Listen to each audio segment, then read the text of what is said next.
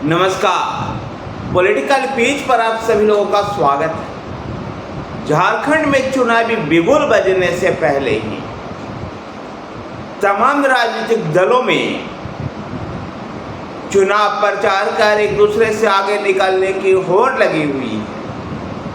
झारखंड में राजनेताओं के स्टार वार भी चल रहे हैं।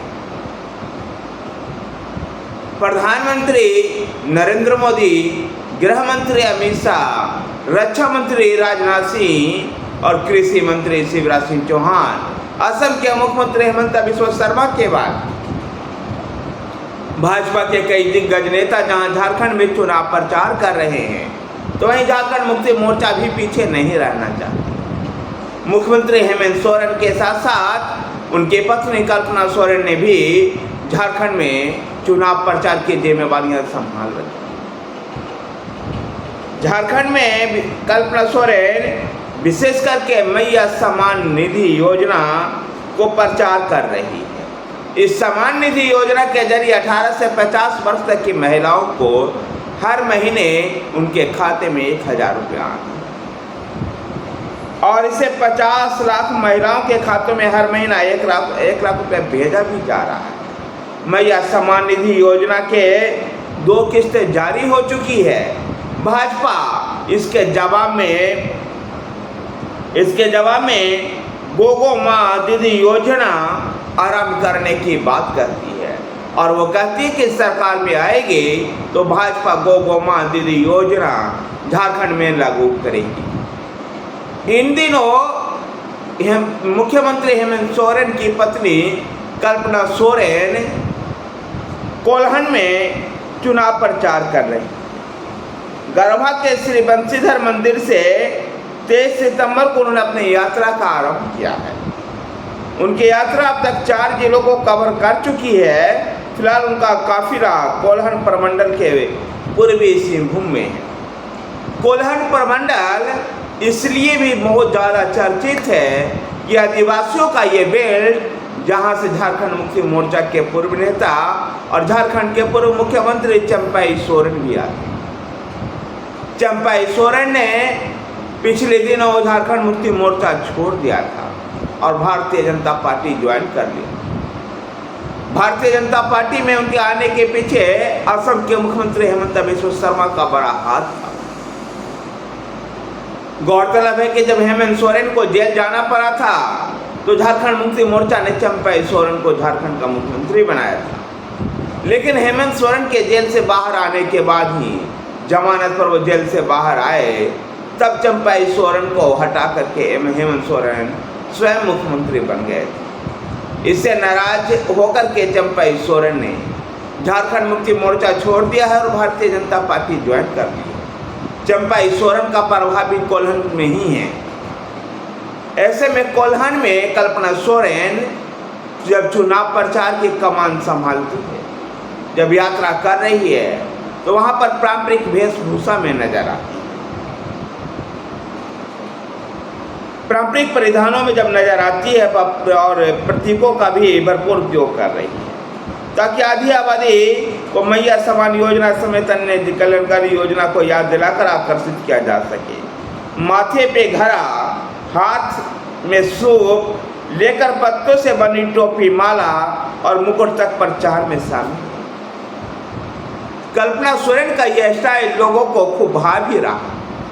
गौरतलब है कि लोकसभा चुनाव से पहले तक कल्पना सोरेन राजनीति में दूर दूर तक सक्रिय नहीं थी, लेकिन विपरीत परिस्थितियां जब हेमंत सोरेन को जेल जाना पड़ा, तब कल्पना सोरेन को झारखंड मुक्ति मोर्चा ने आगे बढ़ाया और बहुत कम समय में ही झारखंड मुक्ति मोर्चा के कार्यकर्ता और नेताओं के बीच में कल्पना सोरेन ने अपनी एक जगह बना ली। अब जनता भी उनकी ओर आकर्षित होती है। कल्पना सोरेन की एक और बड़ी महत्वपूर्ण बात यह है कि वो कभी भी किसी पर व्यक्तिगत हमला नहीं करती। शिबू सोरेन परिवार के बड़ी बहू सीता सोरेन जब झारखंड मुक्ति मोर्चा छोड़कर भाजपा में चली गई, तो वो लगातार शिबू सोरेन के परिवार पर आक्रामक है, लेकिन कभी कल्पना सोरेन उनके उन्हीं के अंदाज में जवाब नहीं देती। गौरतलब है कि आगामी विधानसभा चुनाव में आदिवासियों को वोट अपनी तरफ करने के लिए भारतीय जनता पार्टी भी खूब प्रयासरत। देखा गया था लोकसभा चुनाव में सभी 5 के 5 सीटें जो एसटी आरक्षित है वो सीटें भारतीय जनता पार्टी हार गई थी। भारतीय जनता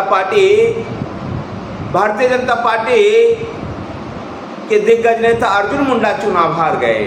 कांग्रेस से आए भारतीय जनता पार्टी में गीता कोरा चुनाव हार गई और सीता सोरेन भी चुनाव हार गई। ऐसे में इन नेताओं को विधानसभा चुनाव में उतार करके विधानसभा में जो आदिवासियों के लिए आरक्षित सीटें हैं उन सीटों को विजय हासिल करना भारतीय जनता पार्टी के लिए चुनौती है। यदि भारतीय जनता पार्टी इस बार तमाम दिग्गज आदिवासी नेताओं को चुनाव मैदान में उतारेगी, जिनमें बाबूलाल मरांडी से लेकर के अर्जुन मुंडा, सीता सोरेन, मधु कोरा और चंपाई सोरेन जैसे दूसरे दलों से आए हुए नेता भी शामिल हैं। झारखंड में भारतीय जनता पार्टी सत्ता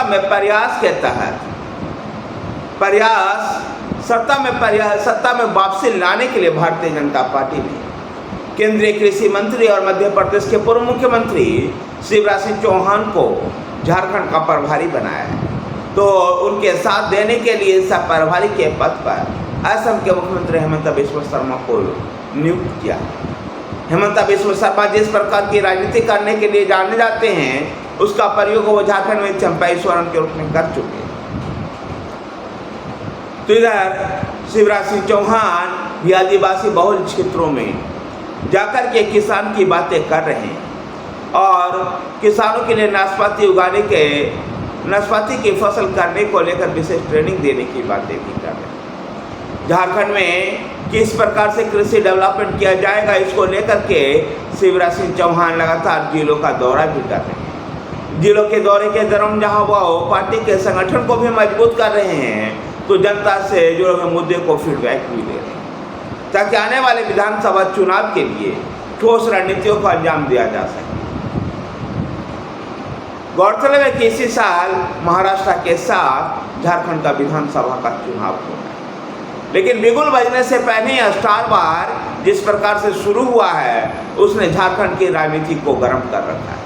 धन्यवाद साथियों, वीडियो को लाइक कीजिए, शेयर कीजिए। हमारे साथ बने रहने के लिए हमारे चैनल पॉलिटिकल पिच को सब्सक्राइब कीजिए। धन्यवाद।